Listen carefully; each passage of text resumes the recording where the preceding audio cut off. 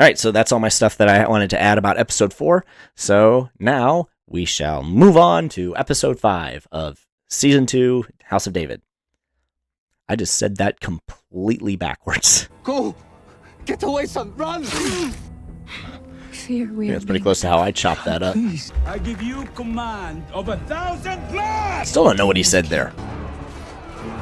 This is a great shot. I love how directors are starting to really figure out what to do with drones, because you can get stuff like this, like those huge panning things. That was so great. The righteous will flourish like a palm tree. Man, the choice to have a psalm over this, holy crap, that's so good. My mom has always said that this is kind of how she pictured David. Just basically like Aragorn, just mowing down enemies. And it's like, how do you lose a battle when you have a man that cannot be stopped? Because God was with him. God was in his every stroke, watching out for him, keeping him alive. And he, as they said, Saul has slain his thousands, David his tens of thousands. And I love that he is now BA mode. It's so good. Because my enemies do not triumph over me. Is this somewhere in Israel? It's a cool spot. I've not looked it up. I don't know where they filmed this. I'm glad that he's upgraded to a chest guard now. Good thing they gave him that. Don't think he needs it. The great warrior. Kind of makes me think of Ghost of Tsushima, when you had to find the spots to write haikus. Still can't grow a beard, huh? I've been trying. I like that they kind of use that as as a way to excuse why he hasn't grown one out yet. The real answer is due to shooting schedule. Haven't really had time. How have you been? Tired from hearing of your many victories. Perhaps I could lose a few to ease your burden. It's kind of implied that Jonathan and David hadn't seen each other inside a little bit, and they're a little reunited at this point. David asks Jonathan about the royal family, and he tells him and says, and he wants to know about Mikhail. Finds out that she's teaching, which, that old stereotype, the soldier and the school teacher, that's oldie but a goodie. As it said, this is a year later, so we know from the episode 2 that we're getting close to the fallout between David and Saul. Now we're actually on tenterhooks about, okay, when's the dam going to break? They still aren't married, by the way. Still think about her, even after all this time. I understand, Jonathan. But her heart is bound by the loss of her brother. The pain behind us, it often blocks the joy ahead. So what can be done? We look forward. So that feels cheesy, but I do like the fact that neither of them are doing it.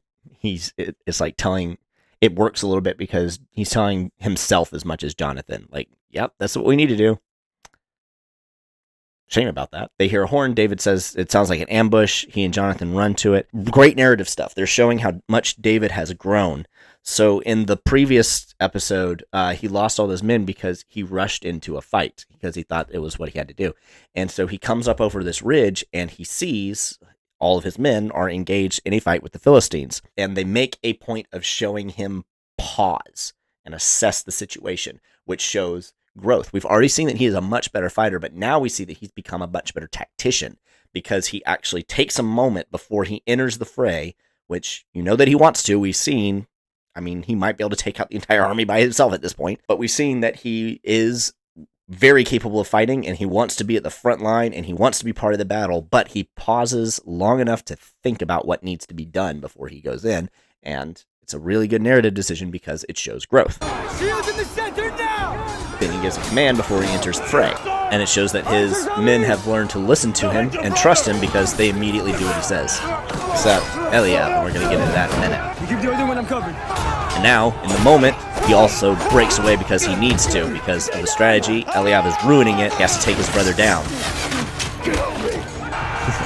Abinadab just continuing to be the boss that he is. I love him. I want him to have more lines. First time having the iron swords involved. That's great. David's gotten really fast with the sling.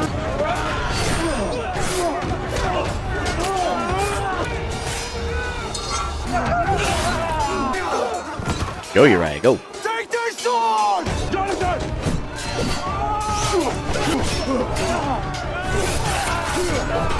I don't know if it's intentional, but having the bringing up of the need for the iron swords when they're fighting with bronze and Jonathan getting the iron sword, And meanwhile, David is sticking with the bronze one, and he's kicking just as much butt. I don't know if it was intentional to make David look that much tougher.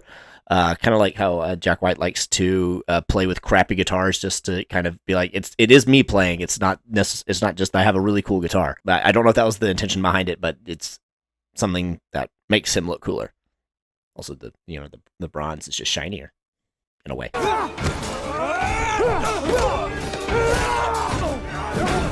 Man, Ancient Warfare had to have been brutal. Who was that? It's odd that they didn't recognize the child of one of the kings, especially since they did know Ahish, which maybe they did because he had been the king for a while because they killed his father when he was a kid. But I don't know, it just feels odd that they knew that prince, but not this prince, especially when they knew his father. Raise your sword. Hey! Light as a feather, yet still so strong. That was my sword. You're going to replace it? Search the dead yourself. Do not defy my orders again. Then do not tell me what to do. Look at this. I like that. They don't show what he says, but just you can tell how he grabs him. That's bad. Well, charcoal that will not make it back to a Philistine forge. These are demon swords. Do you think these swords are cursed? No, I do not. Good. Every time we face these weapons, they are stronger and lighter. Okay, I'm willing to say that's bad writing. It feels slightly under-explained and kind of mixed up. The one Philistine manages to break Eliav's sword, and then another one manages to break Uriah's. Uriah disarms him and picks up his sword, and then tells everybody, hey, take their swords, they're stronger. Now we find out that they have faced these swords before. And they do mention that they're getting stronger, and so maybe this hasn't come up before, but at the same time, is this really, if you keep fighting them with these swords, is this really the first time that it's come up that it seems necessary for you to grab the ones that they've dropped? And was it that there had never really been that big of a difference until now?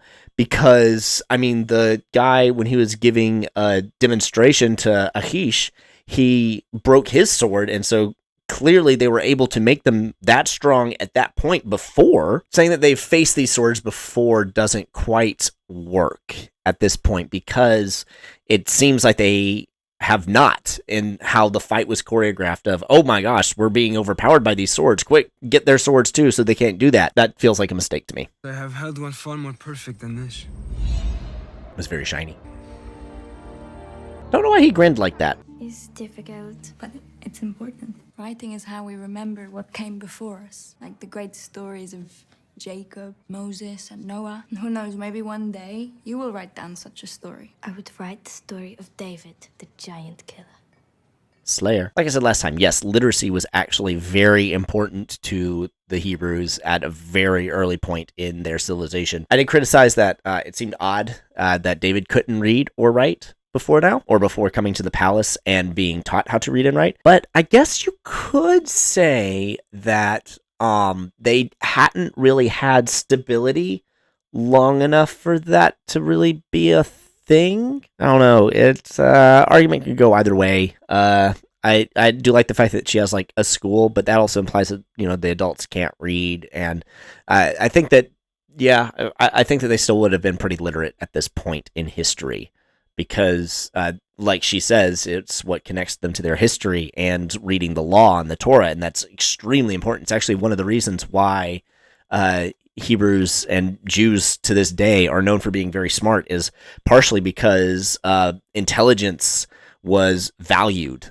at a very early phase in their civilization, much earlier than just about anybody else's, and so they're kind of, for lack of a better word, bred to be smart. And that started way back here, because, I mean, Moses wrote everything down and people wanted to know how to read what he wrote. There's the story of Josiah, I think, that they find a scroll and he can't read it, but he was also like 7, 8 years old, so maybe he just didn't know how to read yet. But it's also kind of maybe implied that they don't know how to read Hebrew anymore, because it had been so much stuff had gone on that their civilization was a little bit lost, because they found a scroll of the law and no one in Josiah's court knew any of it. So it showed that they'd fallen pretty far, so they may have just lost touch with their culture at that point. I don't know. I think that at this point, most Jews could read and write. That would be a very good one. Wonder how it ends. Pretty well, actually. Sometimes extras cracks me up. I really like how he plays this. he is being cheered by everyone in the city, and you can tell he doesn't like it. I also like how he plays this. He's trying to be okay with it.